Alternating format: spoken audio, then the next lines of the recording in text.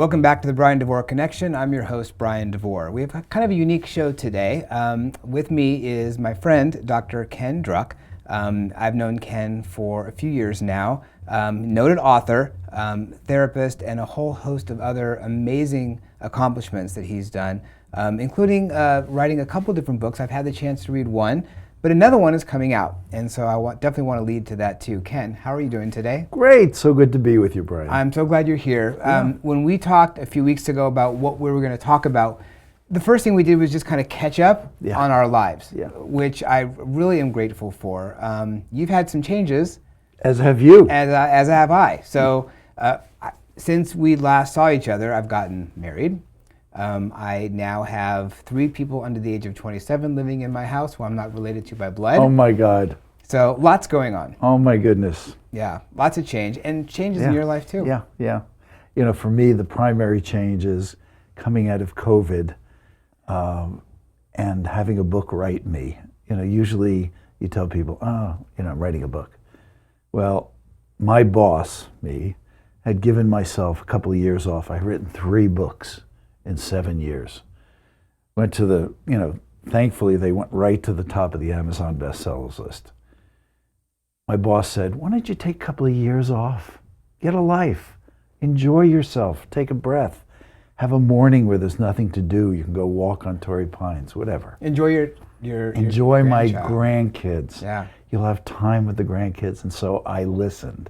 I took that time off, especially with COVID, because I was kind of the COVID grandpa. My grandsons named me Poppy, so here I was, the Poppy nanny. So I stopped writing. I took my foot off the gas pedal, and I started relaxing into a new season of life and into a new time. And then I woke up, kept waking up in the morning, and I was with book. It's the closest we guys can come to feeling like we're pregnant. My God, it's like sometimes it's a nauseous feeling, sometimes things are stirring inside of you. For me, I was with book. And I kept having this idea that everything I had ever done, all of my life's work, and all the books that I had written fit under the umbrella of something that the words came to me, how we go on. How we go on. How we as human beings deal with, whether it's waking up in the morning, how we face the day, how we wind the day down, remembering all the good things that might have happened, or discarding all the stuff that we don't need to drag into the night sleep or into the next day, into our future, letting go of certain things. But it's how we go on is also about turning 30 or 40 or 50 or 60 or 90. It's also about how we go on from all the challenges that we face, that life throws, all the unexpected, unwelcome curves in the road, as well as all the opportunities. Like, oh my God, I won the lottery, or something. I'm married, I'm living with, 3 kids, or the children of my spouse. How do I go on from that? How do I, what do I do? And so what is our process about figuring that out, about coming to terms, about recalculating, recalibrating, pushing the reset button, and living our best possible life? And that's what's new in my life, is that I've been writing. Yeah. Or it's not I've been writing, it's been writing with me. book. I've been with book, and I finally finished the first draft. Now I'm in that phase that we go through, whether we're in real estate, whether we're in writing books, whether we're architects or whatever, that final stage where we're taking all the wrinkles out of what we've done, what we've created, so that it's fluid and effortless and seamless, and the people that we're serving can delight in it, can read it, can understand it, get the most out of it. Yeah. I want to touch on the new book in just a moment, but I want to take a little bit step back in time. Please. The first book of yours that I read was Courageous Aging, and I remember hearing about it through San Diego Oasis, and you came and did a class there. When I read the book, where I was in life is very different than where I am today. Wasn't married, didn't even know my current spouse, but I had was just going through a divorce or just coming out of a divorce, and dealing with, my parents who are aging. I'm blessed that I have both of them still with me. But I was in my mid-40s, thinking I got all this time ahead. And, knock on wood, hopefully I do. But even just a few years later, it's amazing how life is different and life changes like that. Yes. My parents are still with me, but they are continuing to age. I'm married now. My boys are older. So just navigating the change and the aging process, your book has been really a helpful tool I kind of lean on and kind of remembering those things and bringing it back to the forefront in my mind. Yeah. So I wanted to share that. No, that's beautiful. You just defined what it means to live courageously. Courageous living is allowing ourselves to be aware that something is shifting inside. Something is changing. We're transitioning into a new kind of awareness, a new kind of season, perhaps a new season of life. There have been changes, some of them planned, expected, desired, created, and some of them unexpected, even unwelcome, some of them tragic. And how do we push the reset button? How do we, first of all, acknowledge? The first step is always acknowledging. It's like, hey, something's stirring in me. I'm having all these emotions. Instead of hiding, denying, and repressing them, pushing them away and saying, oh, something's wrong, and I shouldn't even tell anybody about it, instead of saying, hey, looking in the mirror and saying, hey, something's going on. Your emotional radar system is working. It's trying to tell you something. Are you listening? And it's listening to what we're saying, what our system is trying to tell us. If we have a bad meal, we have our digestive system telling us what's going on. All these systems, these brilliant thing called being a human being. We have these reporting systems that tell us, that give us messages about what's going on. We have pain, we're achy, or we love running and moving and creating endorphins. And so all these systems give us this feedback. First step is to listen to the feedback. What's it saying to me? Well, hey, something's changing in your life. Okay, let me acknowledge that. It might even be helpful to acknowledge it with another trusted confidant. It could be our partner, our spouse. It could be a trusted buddy. How many men are lucky enough to have an all-purpose friend, a male friend, with whom they can confide what's going on in their lives? Because that always hasn't been the case. Guys have been too much the competitor or the enemy. So confiding in somebody, it could even be a priest or a rabbi or a mom or God knows what. But we confide and we acknowledge it. So acknowledging is the first step. Second is to look at our options. What are my options for going forward? I could deny this. A lot of people live in denial. I could acknowledge it and say, all right, here are some of the things I can do. And to create our own list of options. Then again, with a trusted confidant, I could always say, Bryan, could you give me some feedback? I've got this situation. Here's what I think my choices are. Maybe I haven't thought about all of my options. I could do this, I could do this, I could do this. And you could be my sounding board, my reality check, and say, Ken, I love all your options. Which one do you like the best? Or which one are you favoring? Or you giving yourself a time to kind of really inquire and explore and investigate and research what the best options, and let it settle in until you're ready to make a decision. So you would be my trusted confidant to help me think about my option. I might even say, Bryan, is there anything that you see as an option that I haven't really considered?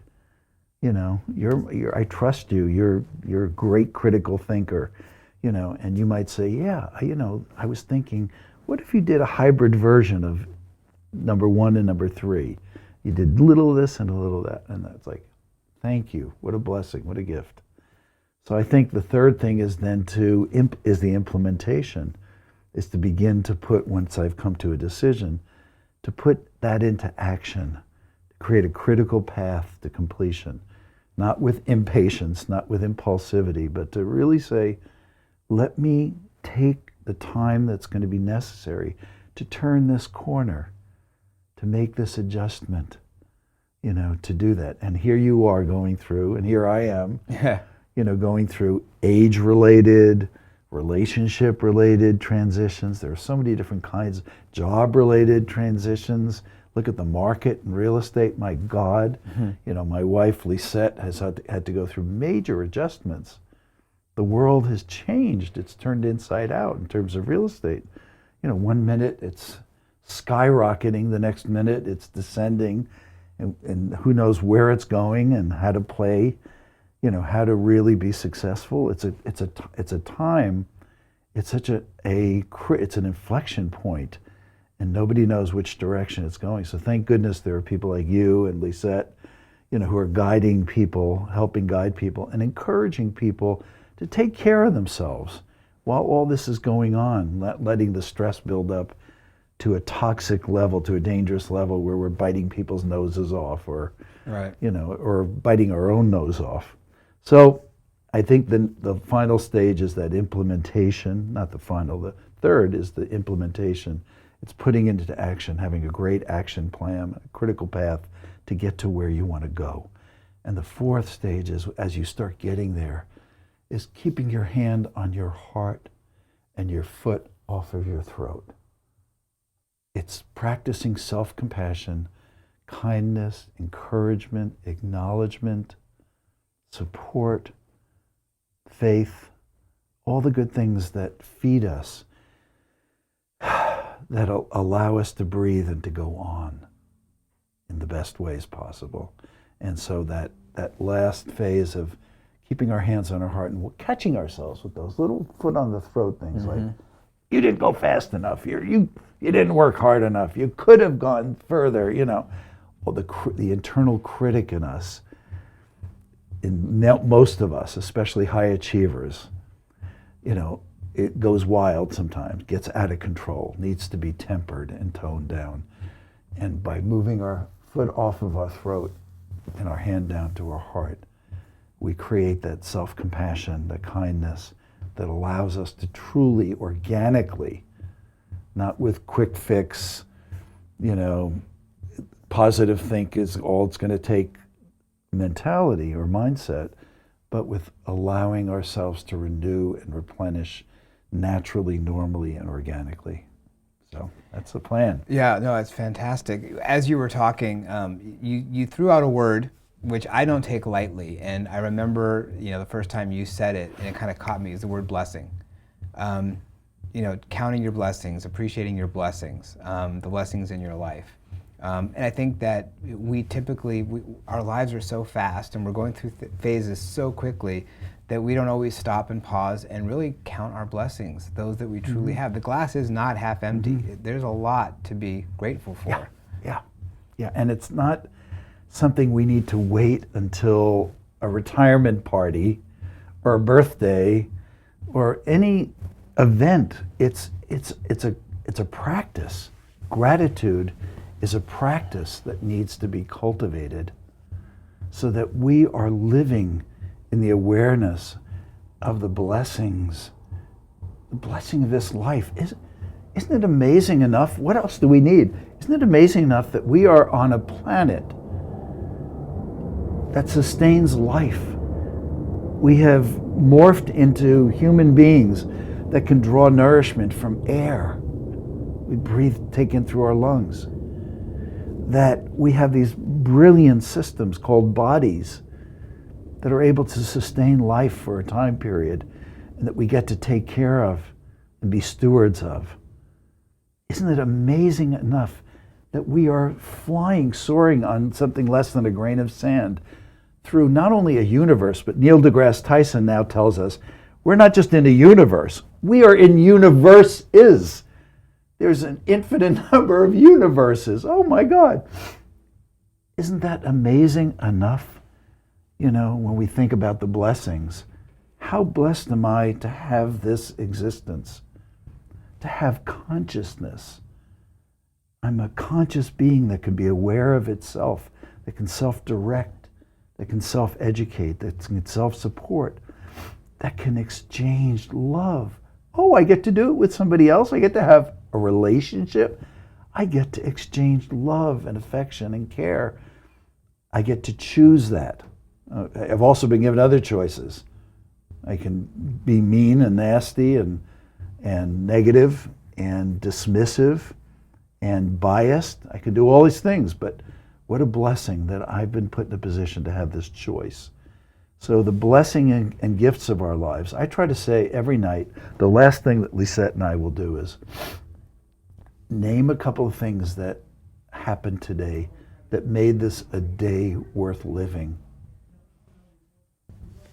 It's like, oh my God, I got a beautiful phone call. Sometimes it's not, that we won the lottery or that the Padres won the World Series. It's that I got a beautiful call today, or I got a letter, or I got an email, or I finished something. That closet I've been cleaning out, trying to unclutter, it's done. I've been working at that thing for months. It's something somebody said to us. It's an awareness that we had about appreciation. Sometimes our gratitude is in retrospect. I don't know about you, but I have both my parents passed. But my new book is dedicated to my dad.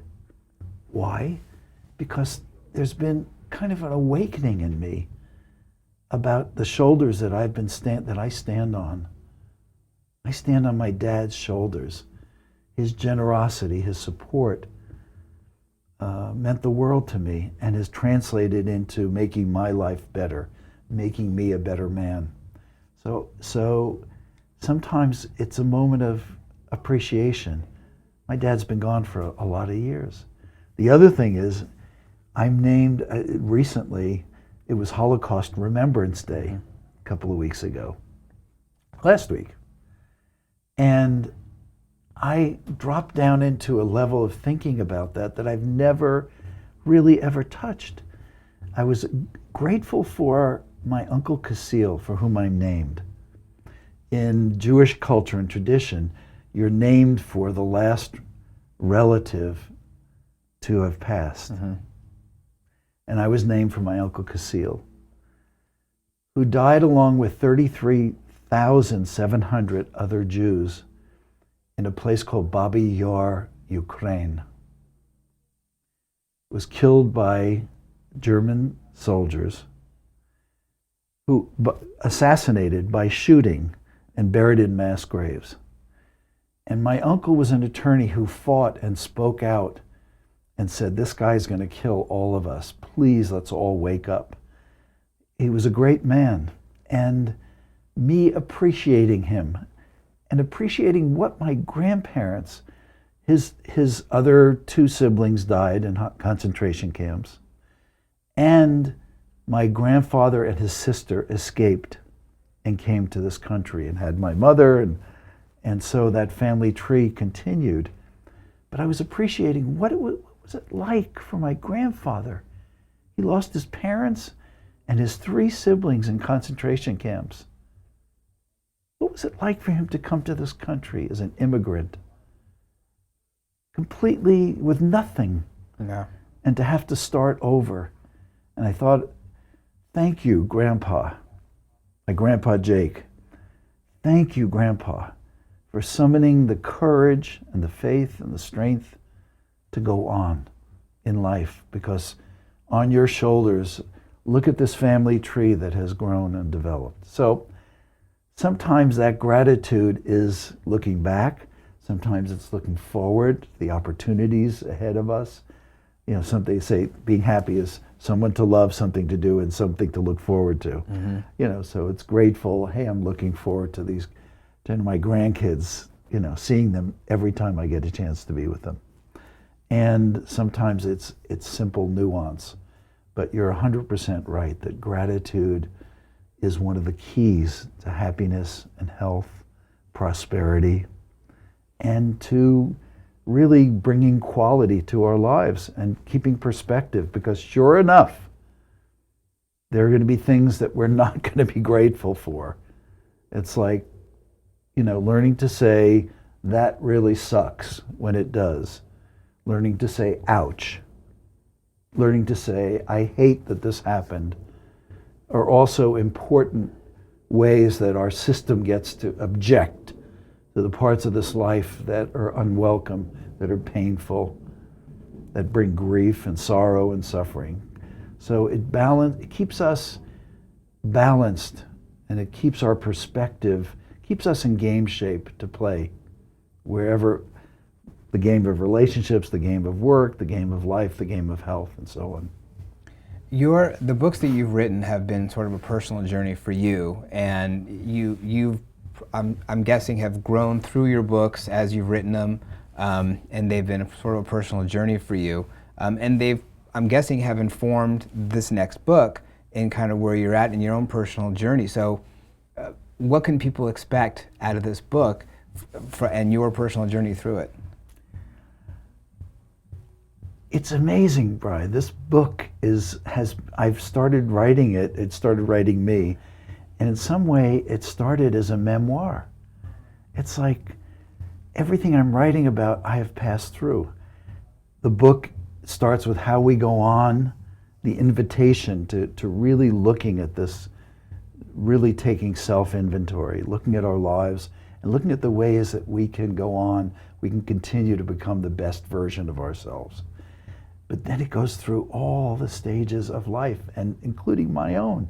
So I can't write about how we go on as little kids unless I also am willing to write about me as a little kid. All the things that I faced. What was it like? My dad had a heart attack at age 35. What was it like for me as a little kid waiting for him to come home from the hospital? And my mother's admonitions, don't stress your father. We don't want him to die. You know, even when I was upset with him and angry with him or wondering about something, don't stress him. What was that like for me? So I had to write about things that I hadn't thought about since I was a little boy. And then, you know, the chapters go on, how we go on as we become an older kid, you know, and a teenager. And we morph into a transition into young adulthood. What's those first steps out of the home, into college, or into the service, or into right to work? What's it like for us? How did we do? How did we fare? What opinion did we render about ourselves? Hey, I'm a loser, I'm a winner, I'm a champ, I'm a superstar, I'm a rock star. What did we say to ourselves about ourselves? What did we inwardly feel? What did it take for us to do that, to make those transitions? And right through every season and chapter of my life right up till today, all the chapters of this book, and the last chapter of this book is about how we go on when we're no longer. Because most of us spend too much time either in dread or in fear or in chaos about dying. And we as a culture have helped people hide, deny, repress, avoid, outrun, outnumb. And we've lived in fear and dread of getting older and of dying, rather than saying, hey, you know what? This has always been a part of the deal. We all die. So how about I do something to help myself come to terms with that in some way, shape, or form? It could be through my faith, it could be through my imaginings, it could be through the leaving a legacy of love that I talk about in Courageous Aging, doing things that I know will carry on, taking care of my family, leaving them with a legacy of love, not of chaos, because I've put my house in order. And when I die, they're going to have enough to deal with their grief. They don't need to be looking through files, wondering what to throw out, what to do. I can take care of all that myself. Why wouldn't I? Why do I want somebody else to handle that? Isn't that my responsibility? So in the last chapter, it's about all the ways that we can come to terms with the end of life and with life going on without us being there physically, but with our presence being felt in a loving, kind way, even leaving the future a little bit better, so that the blessings and gifts that we just talked about can be enjoyed by our grandkids, our kids, our grandkids, their kids, and future generations. I love the seventh generation thinking, the Native American seventh generation, which is a beautiful concept of think ahead to 7 generations with the decisions you make about how we treat our planet, the environment, other people, all the political, do we stir up a political chaos and polarization and hatred by assassinating people who disagree, assassinating the character of people who disagree with us politically?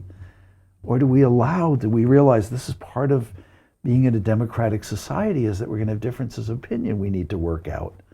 We need to learn how to get along with other people. Otherwise we create war, whether it's political war, chaos, dissension. We walk around arrogantly saying we've got the truth and you don't know crap, to other people with self-righteousness. How are we going to go on? We get to design our own character, our own integrity, our own tone of how we operate in the world, and we can make good choices. And that's part of how we go on when we don't go on, when life ends as we know it. Because who knows what the rest of it is. We're part of a great mystery.